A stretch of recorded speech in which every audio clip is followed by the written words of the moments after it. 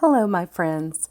I went to a very good friend of mine's house the other night, and she had a gorgeous gallery wall of all these. Her husband's an architect, so she had this beautiful wall of all these architectural buildings, which I've always loved.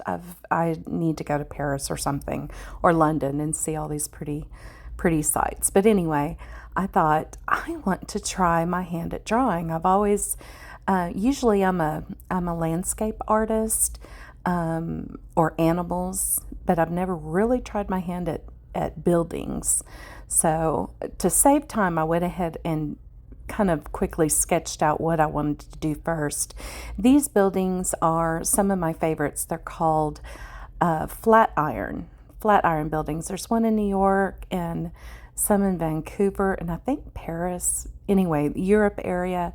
And I've always loved really skinny buildings. They're just fascinating to me. So that's what I decided to do here. And I sketched it out just using a regular mechanical pencil. And right now I'm using plain Crayola colored pencils to shade it in, and I'm trying to get more of a sepia look on this one. Because, well, and I'm going over it with the gray. So I'm using the brown, going over it with the gray. Right here I'm highlighting, but I like to go over with the gray because it tones down the color. If you've seen my house, I don't have any color in my home. It's mostly whites and beiges. So I can't decide if I want to keep these or sell these. But anyway, but just in case I keep them, I want them to match aesthetically to my home, and really to anybody's home who decides to purchase them. So I quickly used a very light color here. I think it's called sand, to color the background. And now I'm just using browns, blacks, grays to make some shade. Right here I'm working on the shade in the window to give it more of a in-depth kind of look there. And adding all the detail. And I'm sorry, I kind of go out of frame here and have to keep sharpening my pencil. I keep going out of frame, but at least you can see what I'm working on. And then I'll show later what my inspiration was.